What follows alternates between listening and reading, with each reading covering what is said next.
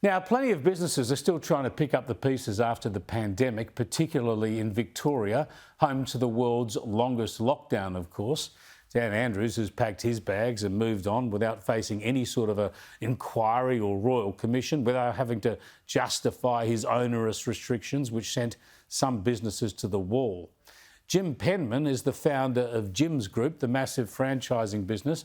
He took up the fight for compensation on behalf of contractors who were forced to down their tools and sit at home. They weren't allowed to mow lawns on their own in the open air, even while council workers were still able to do that in groups. We caught up with him during the pandemic, and Jim's legal action about this has now hit a brick wall. So he joins me now with an update. Thanks for joining us, Jim.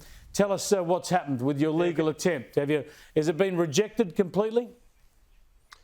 Absolutely. They actually said, the judge said, and we appealed it and we lost again, they said the government had good reason for shutting you down, but doesn't have to tell you what it was.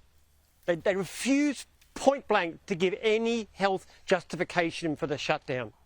That's outrageous, isn't it? They're going to say that they had to shut you down, and you know it's ridiculous. Yep. Because these are people who are going to be mowing lawns on their own in the outdoors. There was no risk at all, yet they won't share any reason for doing it, any justification, or give you any compensation. Yeah. Well, it's actually quite clear they had no reason at all. Otherwise, they'd give it, wouldn't they? Why would you go to court to stop from being asked to give you reasons if you had reasons? In fact, the government did get health advice from their own department, Health and Human Services. They put out a 4-page document describing exactly who could and who couldn't work to keep the epidemic in place, like you could in restaurants and so forth. Right at the top of it, sole contractors working by themselves allowed. 4 days later, the Premier gets up at a conference and says, you can't get your lawns mowed, your houses clean. It was a purely whim of the Premier, done for political reasons. There was no health advice, and they've basically admitted that.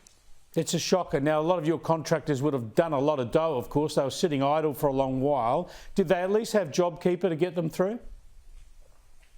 Most of them did. But some, we had one lady who was a student on a student visa. She had no job. She was getting threatened with eviction. We actually said you can come and stay at our conference centre if you get kicked out. But other franchises were giving her, food vouchers and so forth, so she would keep going. It was a real time of suffering. And a lot of people were hurt too. I know personally 2 franchisees lost their marriages, their families, their homes as a direct result of the lockdown. I know one young kid committed suicide, 20-year-old, who was working in our department. There was terrible cost to this. It's just shocking. You've hit a brick wall. Just finally, do you have any other legal options? And do you believe that this just adds to the case for a National Royal Commission? Because as well as looking at measures put in place and medical science, it should be looking at these sorts of issues, how businesses were affected. I absolutely do. And the really important thing about it is not just 4 years ago. There will be more epidemics. The way the world is now, there's bound to be. Next time, we've got to make sure that restrictions are based on health advice, protecting the health, mental and physical, of Australians, not on political whims and grandstanding.